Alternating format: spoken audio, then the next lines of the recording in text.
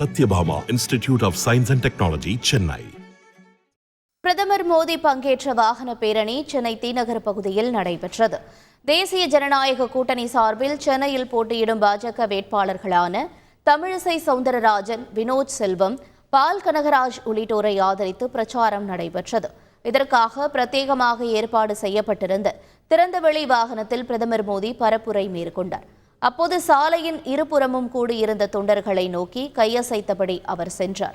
ஆளுநர் மாளிகையில் ஓய்வெடுக்கும் பிரதமர் மோடி இன்று காலை வேலூரில் புதிய நீதி கட்சித் தலைவர் ஏசி சண்முகத்தை ஆதரித்து பொதுக்கூட்டத்தில் உரையாற்றுகிறார்.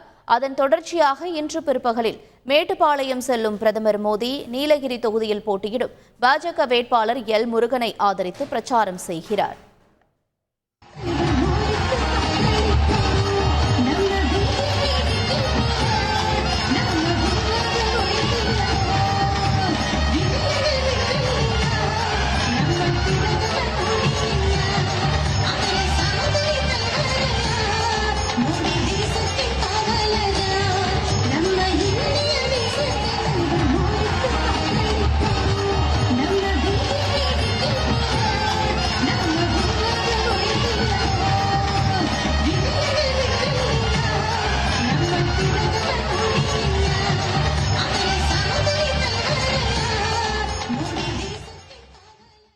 திமுக காங்கிரஸை நிராகரிக்க சென்னை மக்கள் தயாராகிவிட்டதாக பிரதமர் மோடி தெரிவித்துள்ளார்.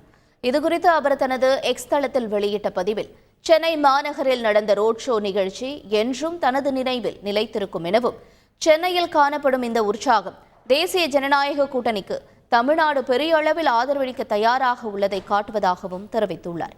சமீபத்தில் சென்னை விமான நிலையத்தில் ஒருங்கிணைந்த புதிய முனையம் திறக்கப்பட்டதாகவும், வரும் காலங்களில் எழும்பூர் உள்ளிட்ட ரயில் நிலையங்கள் புதுப்பிக்கப்படும் எனவும் குறிப்பிட்டுள்ள அவர், சென்னையில் மெட்ரோ ரயில் திட்டம் விரிவாக்கம் செய்யப்படுவதாகவும், சென்னை பெங்களூரு விரைவு சாலை போன்ற திட்டங்கள் வணிகம் மற்றும் இணைப்பை மேம்படுத்தும் எனவும் தெரிவித்திருக்கிறார். பிரதமர் வீட்டு வசதி திட்டத்தின் கீழ் தமிழகம் முழுவதும் லட்சக்கணக்கான வீடுகள் கட்டப்பட்டுள்ளதாகவும், ஐஐடி மெட்ராஸின் டிஸ்கவரி கேம்பஸ் போன்ற திட்டங்கள் வணிகத்தையும் புதிய கண்டுபிடிப்புகளையும் அதிகரிக்கும் எனவும் குறிப்பிட்டுள்ளார். மேலும் ஐநாவில் தமிழில் சில வார்த்தைகளை பேசும் வாய்ப்பு கிடைத்ததை எண்ணி தான் பெருமிதம் கொண்டதாகவும், உலக அரங்கில் தமிழ் கலாச்சாரத்தையும் மொழியையும் தொடர்ந்து பிரபலப்படுத்துவோம் எனவும் தெரிவித்துள்ளார்.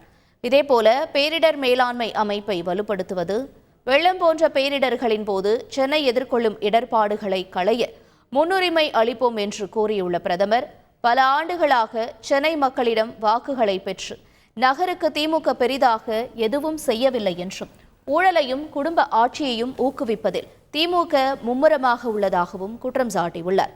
கச்சத்தீவை தாரை வார்த்தது போன்ற மீனவர்கள் நலனுக்கு தீங்கு விளைவிப்பதில் காங்கிரசும் திமுகவும் உடந்தையாக இருந்ததாக விமர்சித்துள்ள பிரதமர் மோடி, இந்த முறை திமுகவையும் காங்கிரஸையும் நிராகரிக்க சென்னை மக்கள் தயாராக இருப்பதில் வியப்பதற்கு ஒன்றுமில்லை எனவும் குறிப்பிட்டுள்ளார்.